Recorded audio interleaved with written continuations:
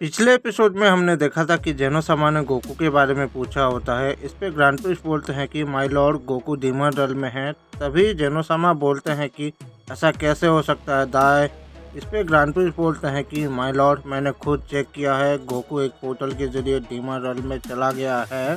तभी जेनोसामा पूछते हैं कि दाई हमने तो डीमन रेल्म के सभी दरवाज़ों को स्टील कर दिया था। इस पे ग्रैंड प्रिस्ट बोलते हैं कि हाँ माय लॉर्ड हमने तो स्टील कर दिया था, पर पता नहीं अर्थ पे डीमन रेल्म का पोर्टल कैसे खुल गया।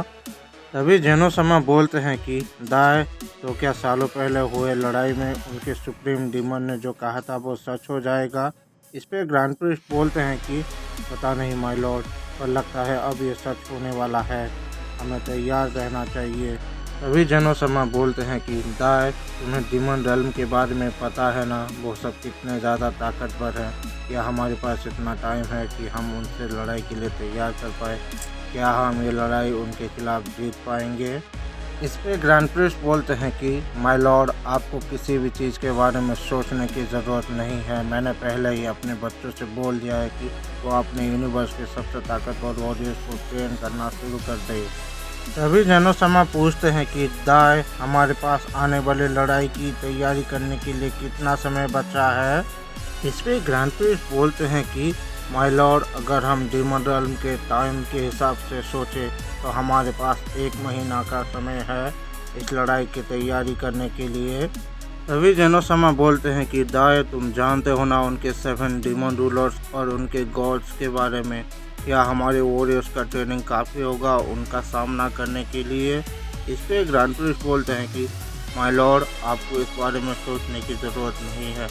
मैं उनकी ट्रेनिंग खत्म होने के बाद मैं खुद उन्हें ट्रेन करूंगा और तैयार करूंगा उनसे सामना करने के लिए।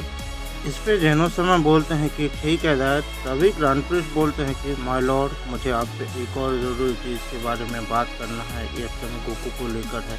आप जानते हैं ना सन गोकू बहुत जल्द उनके जैसा बनने वाला है। इस पे जेनोसामा बोलते हैं कि दाई गोकू को बचाने का कोई तरीका नहीं है। इस पे ग्रैंड प्रिस्ट बोलते हैं कि नहीं माय लॉर्ड हम गोकू को नहीं बचा सकते हैं। इस पे जेनोसामा बोलते हैं कि दाई क्या गोकू को बचाने का कोई तरीका नहीं है? तुम जानते हो ना वो कितना अच्छा है, वो खुद के बारे में नहीं सबसे पहले दूसरों के बारे में सोचता है।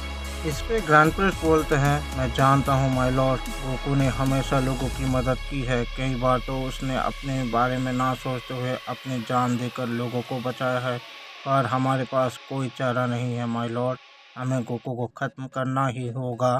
इस पे जेनोसामा बोलते हैं ठीक है दाई अगर हम गोकू को बचा नहीं सकते तो ख़त्म कर देंगे, क्योंकि मैं गोकू को रक्षक से भक्षक बन के लोगों को मारते हुए नहीं देख सकता हूँ, जिसने कि लोगों को बचाने के लिए अपनी खुद की जान भी परवाह नहीं किया था। इसके बाद हम गोकू को देखते हैं जिसे कि होश आ चुका होता है। तभी वो मन ही मन बोलता है कि आखिर वो था कौन जिसने मुझे बचाया, और उसने ये क्यों कहा कि मुझे आपसे संभल कर रहना होगा। उधर हम जेनोसामा के पैलेस में देखते हैं एक गार्ड बोलता है कि ग्रैंड प्रिस्ट क्या हम सबको भी इस लड़ाई के लिए तैयारी करना चाहिए? इस पे ग्रैंड प्रिस्ट बोलते हैं कि नहीं, तुम दोनों ओमनी किंग के गार्ड्स हो, तुम्हारा सामना करना किसी के लिए भी आसान नहीं होने वाला है, इसीलिए तुम्हें कोई तैयारी करने की ज़रूरत नहीं है। तभी कोई उनसे बोलता है कि जेनो प्रिस्ट तुम दोनों ये लड़ाई जितना आसान सोच रहे हो उतना आसान नहीं होने वाला है। तभी हम उस अनजान शख्स को देखते हैं जो कि पहले भी उन सभी को देख रहा होता है। तभी उस अनजान शख्स को देख के जेनोसामा बोलते हैं कि लॉर्ड जालामा आप यहाँ पर? इस पे लॉर्ड जालामा बोलते हैं हाँ जेनो, खतरा तुम्हारे सोच से भी बहुत ज़्यादा बड़ा है प्रिस्ट, क्योंकि इस बार इस लड़ाई में उनका नया ओमनी किंग भी शामिल होने वाला है। इस पे ग्रैंड प्रिस्ट बोलते हैं लॉर्ड जालामा आपने क्या कहा, उनका नया ओमनी किंग इस लड़ाई में शामिल होने वाला है, और ऐसा कैसे हो सकता है? इस पे लॉर्ड जालामा बोलते हैं तुमने बिल्कुल सही सुना प्रिस्ट, उनका नया ओमनी किंग भी इस लड़ाई में शामिल होने वाला है जो बहुत ही ज़्यादा ताकतवर है।